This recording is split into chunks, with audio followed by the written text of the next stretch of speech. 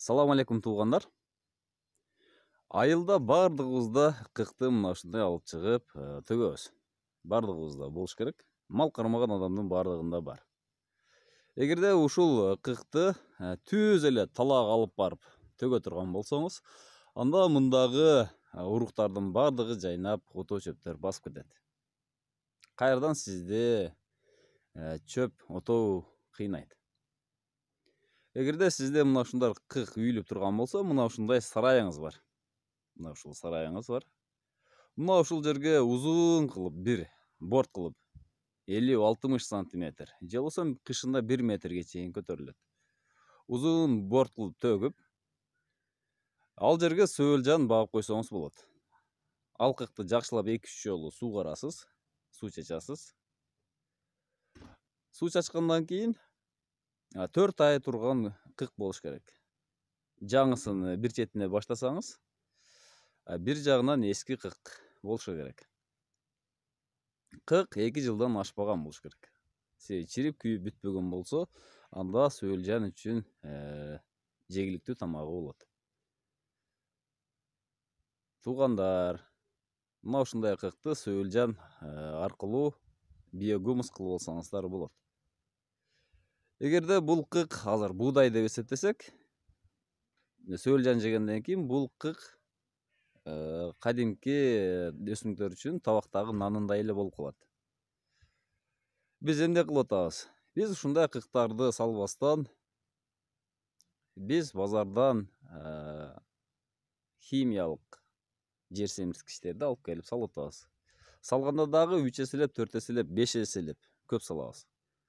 1 гектар жерге 100 килограммдан 200 килограммга чейин болсо, биз 500 килограммдан 1 тоннага чейин салып атабыз. Бул 5 эсе көп дегенди түшүндүрөт. Эгерде биз ден соолукту ойлой турган болсок, анда мына ушундай органикалык жер семирткичтерди колдонушубуз керек.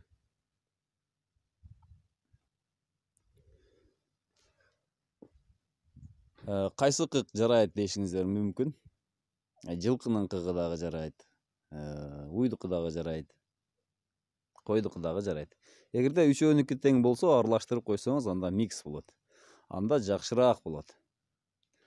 Астына мына ушундай жер болсо, астына күндөн сактоо үчүн бастырманын астына пленка төшөлбөйт, жөн гана 20 сантиметр болгон чөптөрдү таштап, мушкурт, кээ бир жерде шакал дейт экен.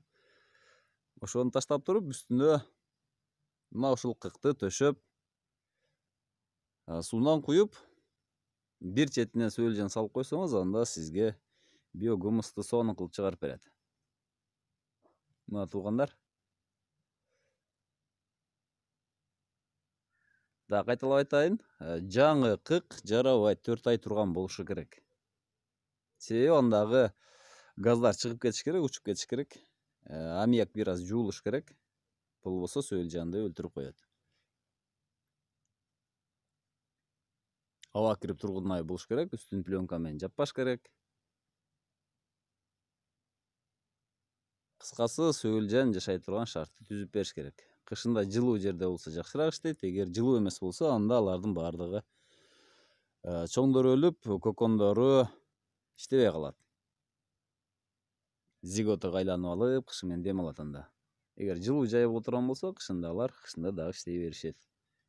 Күн ысып келатат, сөөлжөндөрдүн иштөөсү дагы мындан ары жакшырат. Эгер ушул 30 тонна деп эсептей турган болсок, бир четинен 100 килограмм сөөлжөн салып койсоңуз, анда күзгө чейин сизге сонун биогумус кылып берет. Саламатта болуңуздар.